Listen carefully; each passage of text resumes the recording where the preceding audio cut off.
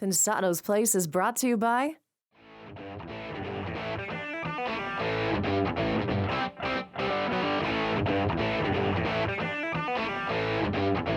Justin Timberlake, John Mayer, Rihanna. Our guest has played with them all. You're going to learn a lot about that. We've got brand new ITLs. You're at the place. It's Pensado's Place.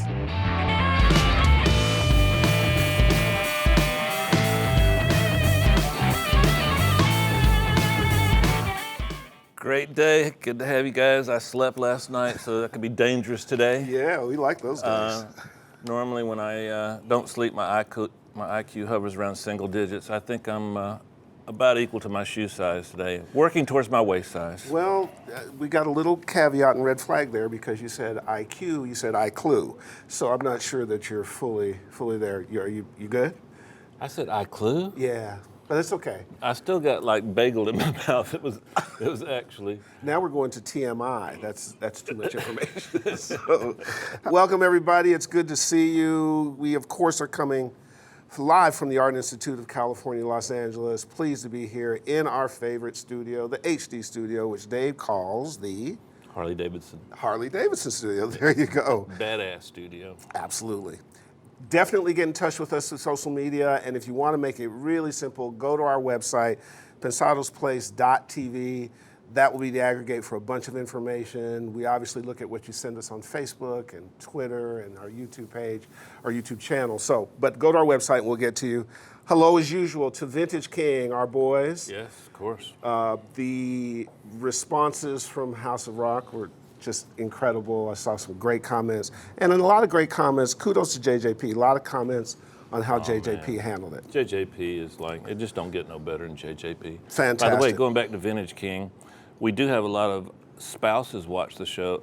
Excellent opportunity for a Christmas gift. They have little elves working there that can help you with picking out a great gift for your spouse. Good point. Good point. Yes. Also, I'm talking to my wife, but specifically and yours. Joy. Let's say hello to Avid. Absolutely. What's up, guys? Our guys and our friends at Avid.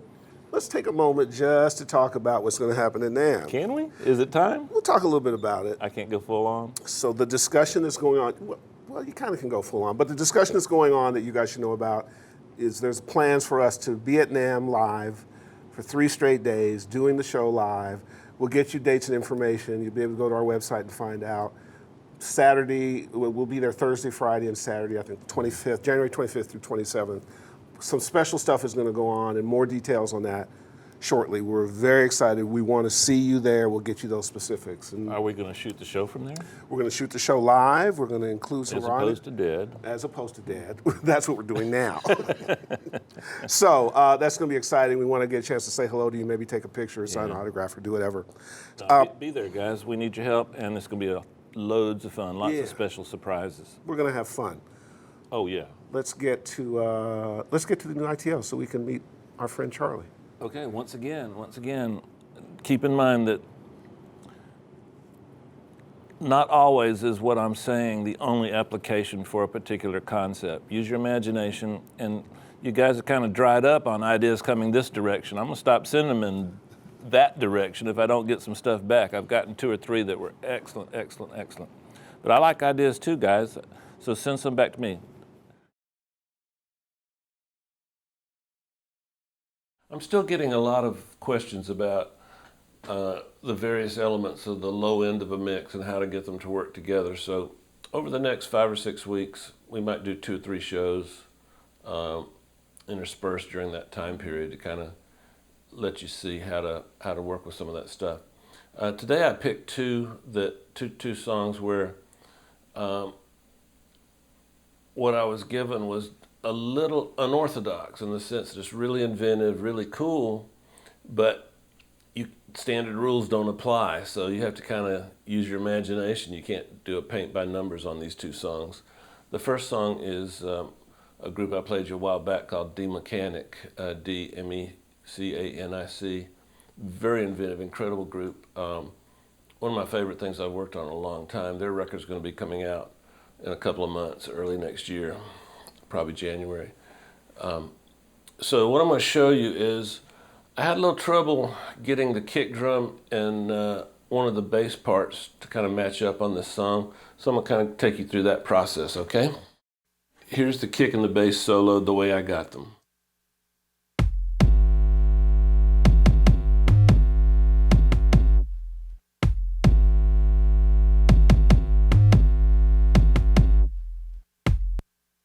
Tons of 50 cycles, and then like look kind of like a mountain range from a side view. There's like big peaks and big stuff. So what I did was I got the kick where I thought I wanted it. So let's check what we did to the kick. I added a little 100 to the kick,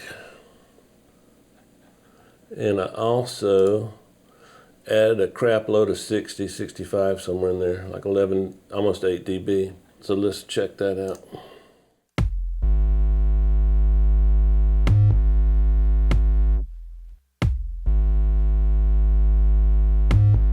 That's the high-end information on the kick. Now on the low part, more 100. To be technical, it's 80. And then, what did I add here? It's more 65. Okay, now let's check those together.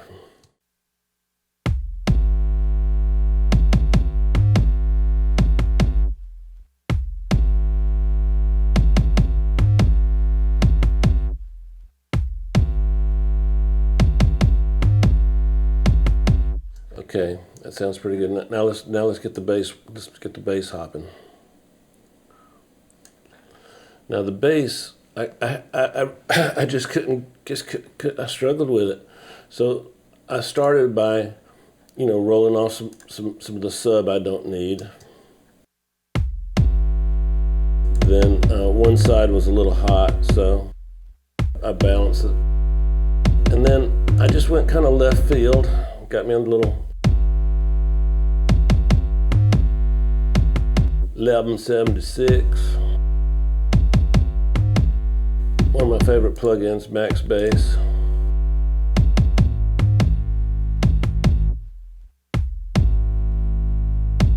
Here's my sub. Here's my yellow one is my little speaker thing. And then this was something that I love, Dark Essence.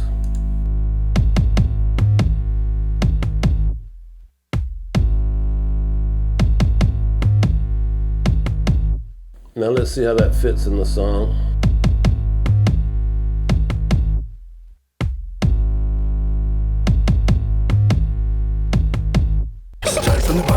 Say like them beats, my swag's gone way. Turn up this sun gets hotter with a sweater. Start from the bottom, yeah. Say like them beats, my swag's gone way. Turn up this sun gets hotter with a sweater. It's an unorthodox. The kick drum is somewhat orthodox, but that bass sound has to cut through on little speakers, and you can't tell by this kind of demonstration, but it really sounds nice and fat on laptop speakers. So a lot of the things that I was doing that I showed you are techniques more for little speakers. Okay, let's try another song. Now in this song, the bass and the kick were a little bit more traditional sounding, but what I was given didn't quite match my instructions from the artist of what she wanted. So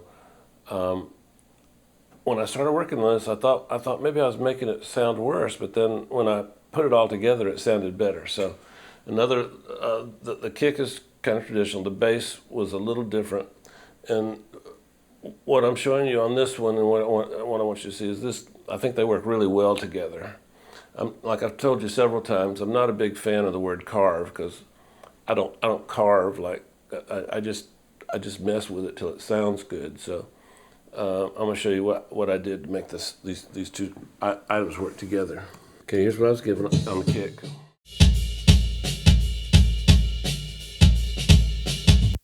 Now, two components. What I was here's the track I was given. So I took out some like high hundreds, like 180 or so. Let's see, and added a little bit something. I just moved it down a little bit,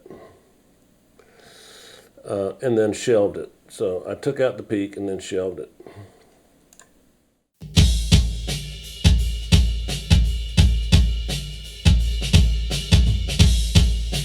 Okay, now Now I just wanted a little more guts, so I hooked up my buddy Steven Slate's plug-in here. I was getting too much dynamic range, so I limited the signal going into the trigger so it'd be more.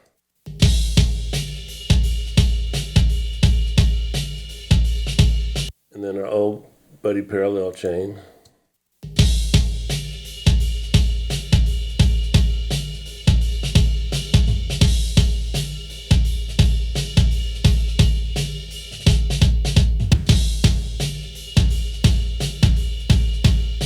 Yeah, that's with everything. Okay, let me take the trigger in and out.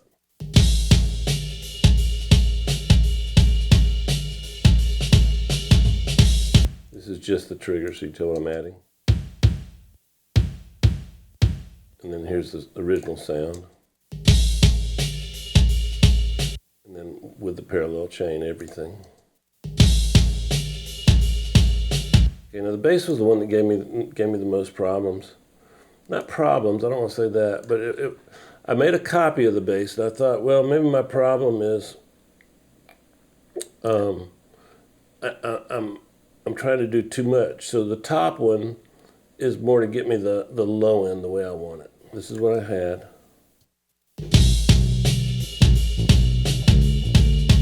You can kind of hear the conflict down there. Okay. Rather than pull out an EQ, I'm using our old buddy, our sidechain, to yank out some 123. So this is with this. Nice, huh? Pretty radical. Let me play that for you again.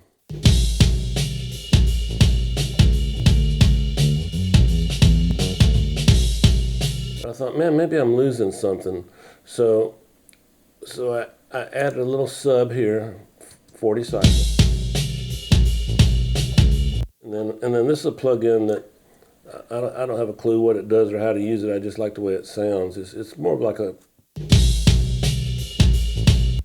a sub generator.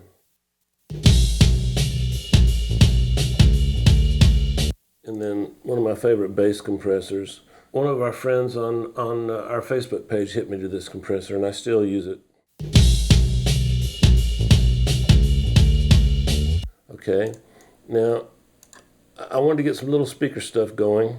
So this is a little low frequency stuff. I've yanked the volume down quite a bit using this.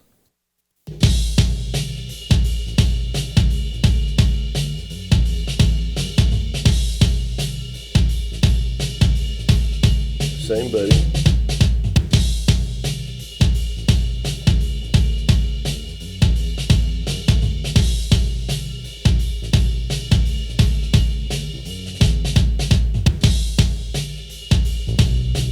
Here's our low.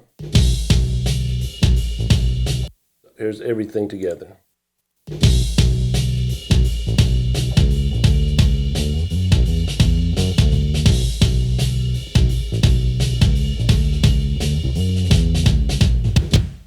The bass player has so much energy. It just, what we were trying to do is just here's nails on the strings, you know. And let me put it in the track for you. This is Casey Jones with a K, K-A-S-I, new artist, incredible. Really like her stuff a lot. And this was produced by Jesse O and Austin.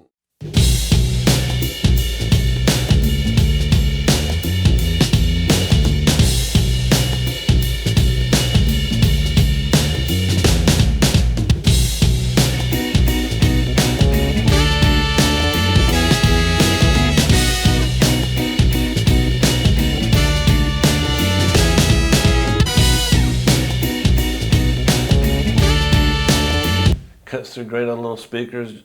There's a match there. It sounds better soloed without anything on it, but in the track, I think what I did makes the bass sit really nicely, creates a little energy, and sits kind of right with a kick.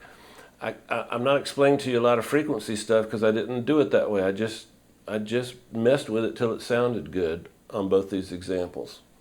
Now, I've got a couple of other examples that I'm gonna show you in upcoming ITL, so stay tuned for those. Thanks, guys.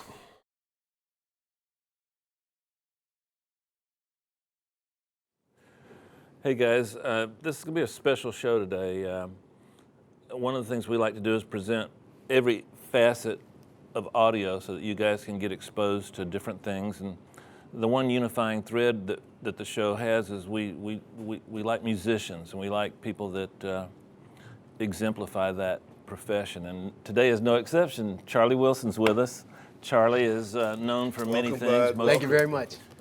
Charlie's known for many things. Most recently, has MD'd. He was the musical director for Rihanna. We're going to delve into that profession a little more deeply. But man, welcome. Thanks again for coming by. Welcome for having me. Thank you for having me. Welcome for having me. Thank you. Well, Thank you. All of that. All applies. All Absolutely. applies. Some bitches here in 5 minutes takes over the damn show. That's an MD for you, man. That's a musical director for you. So.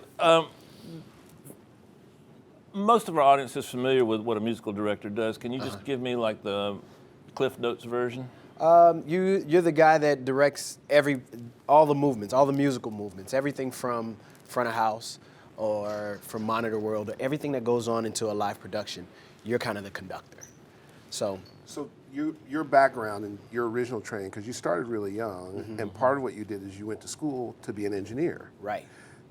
Does that foundation serve you in your musical director work? Absolutely. The thing about musical directing, where the musical directing and engineering tie in, is that it's still all sound design. It's still all, how does this fit into the scheme of, a musical or a sonic, should I say, landscape. A sonic landscape. That's a great way to put it. And it's just a difference between being in a studio or being on stage. Yeah, and a lot of the stuff on stage starts in the studio, so, That brings up a point. I do need a little bit of background. What we call stems, guys, is it can be any number of things. It can be an instrumental. It can be each individual instrument. And from time to time, Charlie, I get calls from you and from other guys saying, I need the stems for so-and-so song. Right. So sometimes I send the backgrounds on their own track, guitars on their own track. How do you utilize those in the context of your work? Well, one of the things that I pride myself on is making sure the artists sound like the records. So a great way to make them sound like a record live is to get the actual elements of that record into the live elements. Like to bring all that stuff in. Are you playing it, or are you teaching it the parts? Sometimes it's playing it. Sometimes it's leaving stuff in the box. It depends on exactly, what the song. I guess the song will kind of tell you as you listen to it. It will tell you exactly what parts need to be played, what parts need to be left. Plus, there's production elements that would come into it. Depends on what's going on, choreography, lighting cues, the complications. Can the artist sing it at that time, or is that a dance section? There's a lot more that has to be thought about in a live production. Correct. Yes, correct. Yeah. Sometimes lighting. Choreographers are some of the funnest people to work with because they like to make changes. They want to dance and they want to feel a hit on every move that they do. So a lot of that comes back to taking those stems and replacing them and so placing. You edit. Yeah, a lot of editing, extreme amounts of editing for those certain things, lighting cues, choreography, all of that stuff. So then on the road, do you need to have the ability, almost like a mobile studio or your laptop, whatever, to do that stuff en route? I always tell people that the programmer is your best friend as a musical director. Absolutely. Now, you also are in charge. It might be called something a little different, but you're also in charge when an artist makes a TV show appearance or, let's go with TV shows. You've rehearsed a band, you've got them set for 60,000 people, stadium crowds. Now you go into a TV studio. Describe the difference in terms of those two processes for you. Well, the first thing is to talk with whoever is doing the broadcast mix.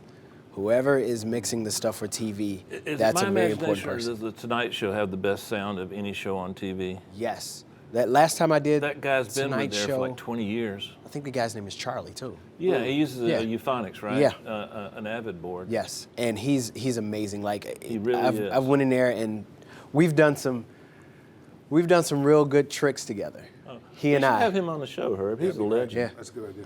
Yeah, we've done some things where the live performance has kind of went a little bit shaky, and we've taken elements from other pieces and kind of piece things back After together. the show? After the show, piece things back together for TV broadcasts. Yeah. Because I've mixed shows, like I mixed Mary's show on MTV with Jason. Mixed a bunch of shows, I can't remember, but I never changed too much. But you change it right after broadcast. Sometimes we change it right after broadcast. And does the artist participate in that, or do they trust you to make sure They that... usually trust our ears. Because as a manager, I can tell you the reverse side. If the artist does the performance and then sees the broadcast and the performance isn't what they want it to be or expect it to be, Right. there's a problem. So you want to fix that Exactly. beforehand, correct? Exactly. Yeah. All you guys that have seen one of these shows, they're massive. When you're in rehearsal, you work out all the details. You work in close coordination with the lighting, like Herb said. And now, once you get on tour, is that solid? Is it written in stone, or does it morph as the tour goes along? Oh, I would say that depends on the artist. Yeah. A lot of artists like it, they like their show to be their show. But then there's other people like Mayer who has a new set list every night. Oh, that's cool. Every night, I don't even know who randomly, it's almost like they put numbers in a ball like a lottery and pick the songs for the set that night. But, it just depends on the artist.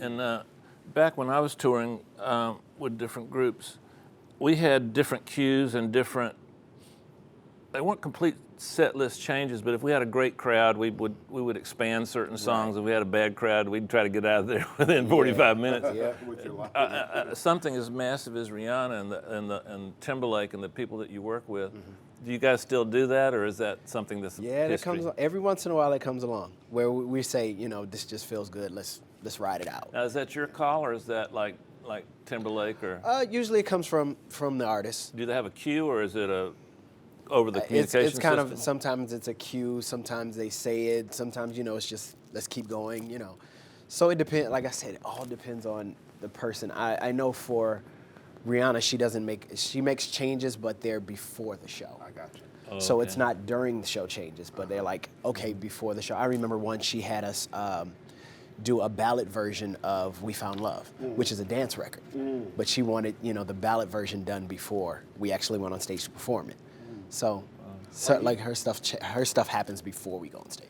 In in your most complicated show, let's put it this way, whether it's Rihanna or anybody else, are you in touch with folks? How are you communicating with people? Or is it just coming in one way, or can you get information out to people? Yeah, in ears, we all talk to each other, and then we all have microphones, so we can all kind of communicate between, front of house, monitor world, and all the guys on stage. Got it.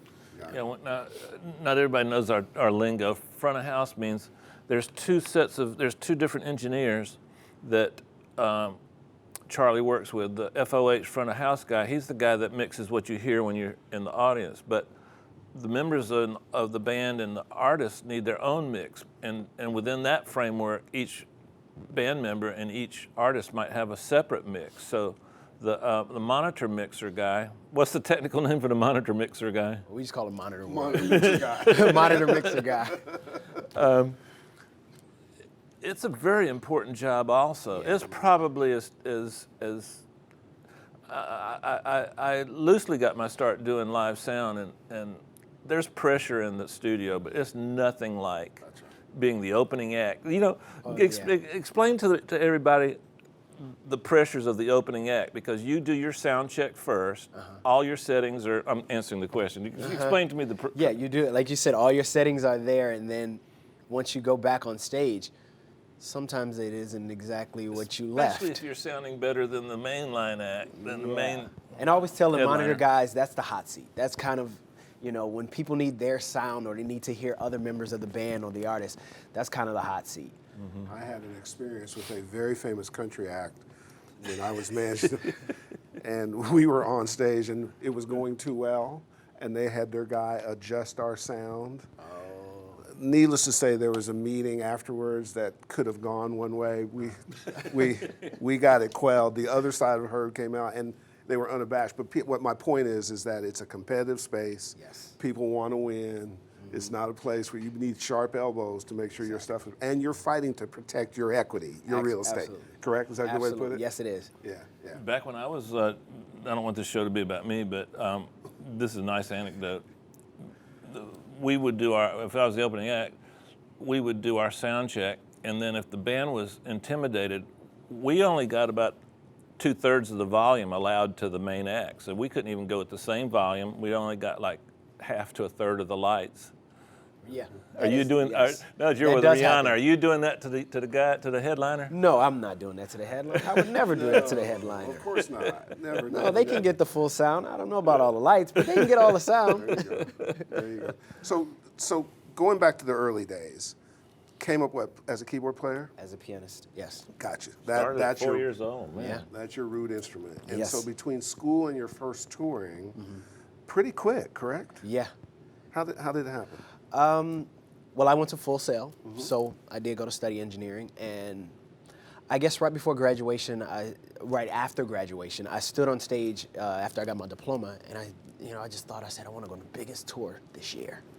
So I went back home to Detroit for a while, came back to Orlando, and a guy, Kevin Antunes, called me and says, hey, I heard about you, and can you come by my house and do some programming? So that's another good, important thing about music directing is programming, being able to take sounds that you hear on an album and recreate those sounds. Sometimes they take 5 minutes, sometimes they take 5 hours. So we sat back and we did some programming, and the next thing you know, he said, yeah, you want to tour with Justin Timberlake? I said, yeah.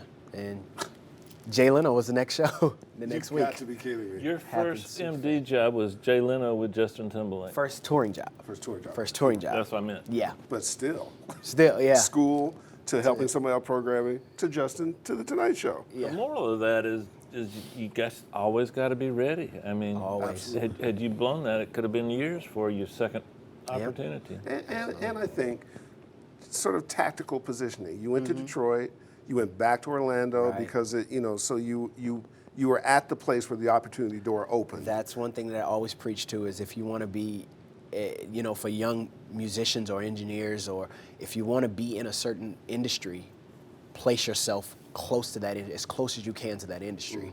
And that's one of the things that's helped me throughout my whole career is just being in the right place and being prepared. Well, probably what a lot of our audience doesn't understand is that from that point, what happens with your career is people just talk to each other, right? Yeah. It's kind of a referral business. It's not like there's an official union to go and somebody's going to call and say, Charlie was great on my tour. And Right. so you're always having to keep your professional standards up Right. because it's going to be based on your rep that gets you to the next thing, Yes, right? absolutely. Then it gets locked into stone and then you can work well. I mean, because you're such an unusual case to go from school, right? You're the dream that a lot of people have. I went to school, I came out, I got on something big, and it went into Yeah, something. but by the time he was MD, he already had 20 years experience. No question about that. In fact, I think by presidential proclamation, every 6 months in Detroit counts as 4 years of practical real world experience. Yes, And I mean that in a positive way because That's true. when there's, you know what, I'm going to digress once again here, Herb. It seems like certain cities in America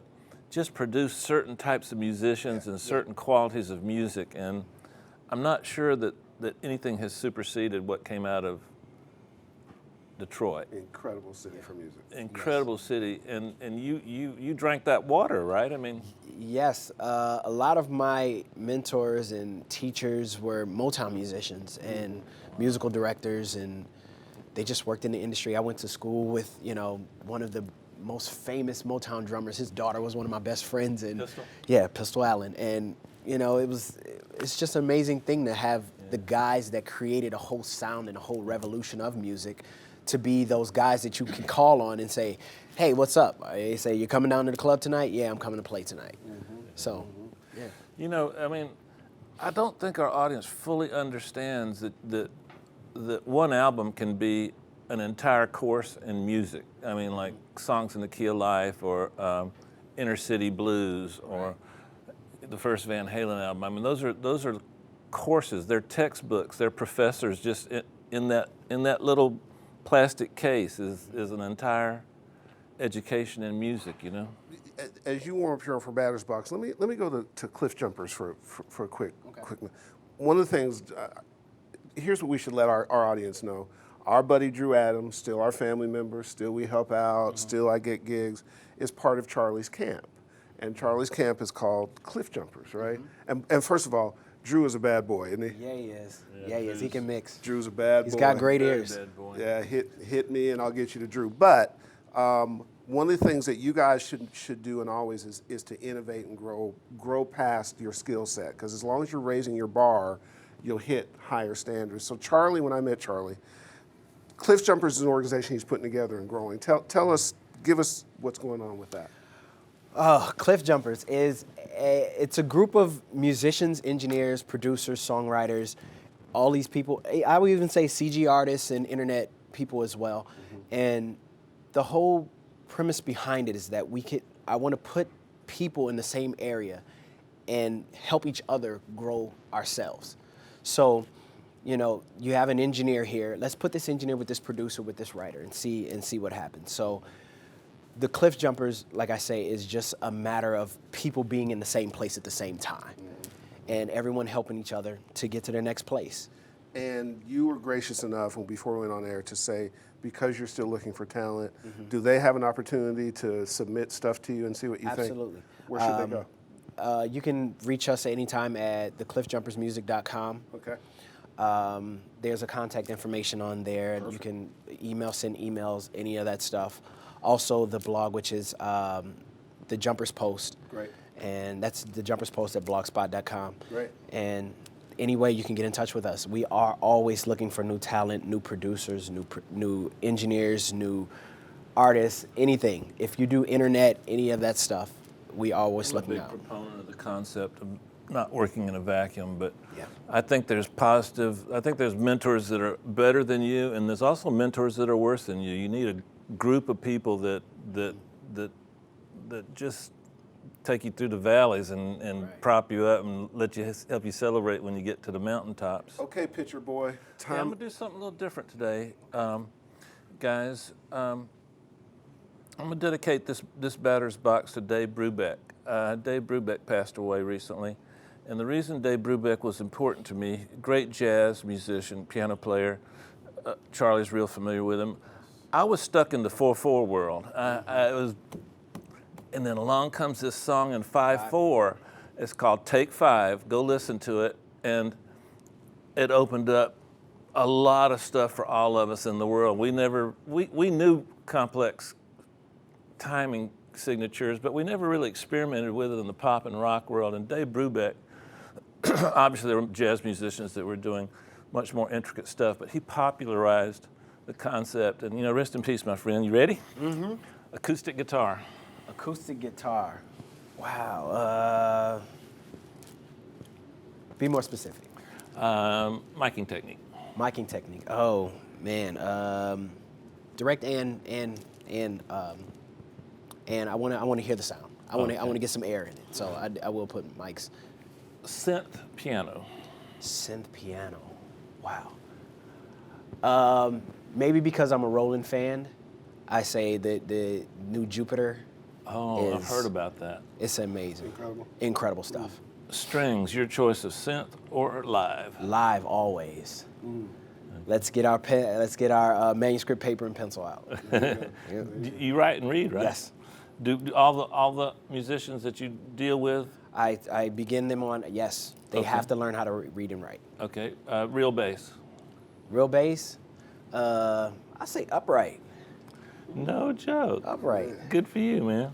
Great answer. Electric guitar? Oh, electric guitar. Oh man, there's so many options for electric guitar, Dave. Oh. I'm a guitar player. Just hire a great guitar player. And Yeah, just go that's home. I was just gonna say hire a great guy. We come with our sound. Don't Yeah, screw with it. exactly. Okay, good answer. I got a better answer for you. Nuno Betancourt. Oh, wow. Just call Nuno. Okay, live drum kits. Broad answer, broad question. I would say DW. DW. I really like their stuff. Vocals, lead vocals. Oh, lead vocals. I'll help you out. What did you use on Rihanna live? She uses Sennheiser. Oh, okay. Okay, last one. Da-da-da-da-da. Stereo bus. When you're writing and producing. Writing and producing, stereo bus.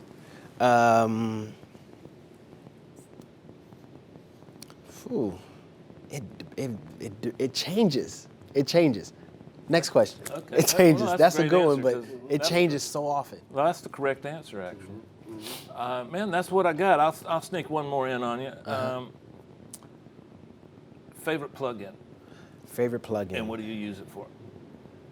Oh, since a lot of my stuff is sound and music stuff, I love all the native instrument stuff. Everything native instrument. Contact, battery, all that stuff. Cool. Yep.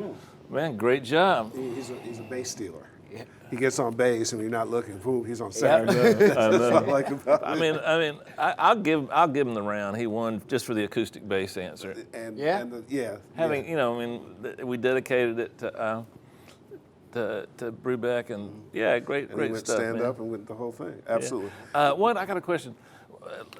Are you to keep the drummer's drums from bleeding into everything else? How do you use the clear plexiglass mostly? Sometimes. It depends On on bigger shows, if- you don't really need that. No, do on you? bigger shows you don't really need it. Okay. The smaller the stage, then you'll need it. Yeah.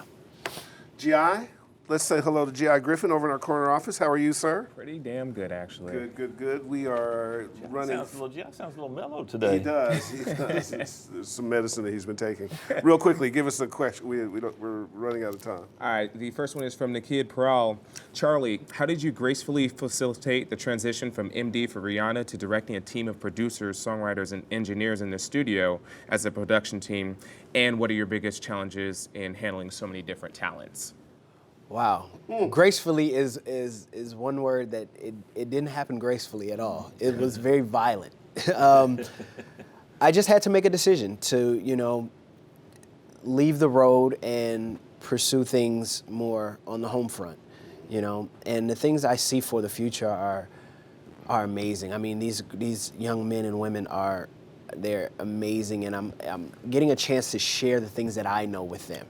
So the experiences, the knowledge, all of that stuff it comes into play when working with the Cliff Jumpers, and I see this being it's just an amazing thing. I'm having the time of my life. Can I give a little background about us? And this is important to our audience. Charlie is very aggressive about picking his mentors, learning the business, staying very broad. When you go to his office, he's listening to classical music. This is a music guy and spends time with, Jay Brown from Rock Nation, and I've introduced him to a few people. I think it's fair to say you spend some time with me. Yes. Is that correct? Yes. And hopefully we're being helpful. Me? And Dave too. So the point is that you never stop learning. And you never stop reaching. And in order to reach a vision, you got to fill it in with stuff. So Exactly. He's fantastic. One more, GI. Hold on, I had an observation. If you can direct and lead and get them to follow and do exactly what you want, as diverse a group as the musicians on a major tour, Right. you can do anything. In fact, I think the name Cliff Jumpers came about because you actually found a solution to the budget crisis, which we're about to inherit, and that's what kind of skill level it takes. You could straighten out Congress with those kind of skills. Yeah. That'd be a piece of cake after all those musicians. Very quickly, one last one. All right, last one is from Richard White. From handling shows for Rihanna, Mayer, Justin, to managing a creative production team, what is some advice you can pass down to us trying to enter into production and bigger live shows? Good question. Oh, that's a great question. I would say continue to piggyback off of what Herb said. Continue learning. Like, education is key in all of this. For me, even becoming a musical director, it was all an education process. I started under someone else. I had a mentor. Kevin Antunes was my mentor, and I learned everything I could from him. And then Rex Silas was my mentor, and I learned things from him. So you just have to keep under a great wing. Stay under a great wing. Yeah, I like that. Yeah. That's good. So your only problem is that now we're going to keep bugging you and involving you and having you back. It's a great problem to have. Because right now you're calling me a lot. Now, if you stop taking my call, I've annoyed you away. I don't want to do that, Never. man. Thank you so much. Pleasure. Yeah, I'm a big fan. Big fan. Boom. Sir Charles, Cool, Sir cool, Prince cool. Charles. Wrap us up, Dave, and say goodbye. Man, great show, great show. Really happy with our guest today. I learned a lot, and it brought back some memories of how much fun I had on the road. And sometimes I still miss it. It's that kind of lifestyle. We'll see you next week.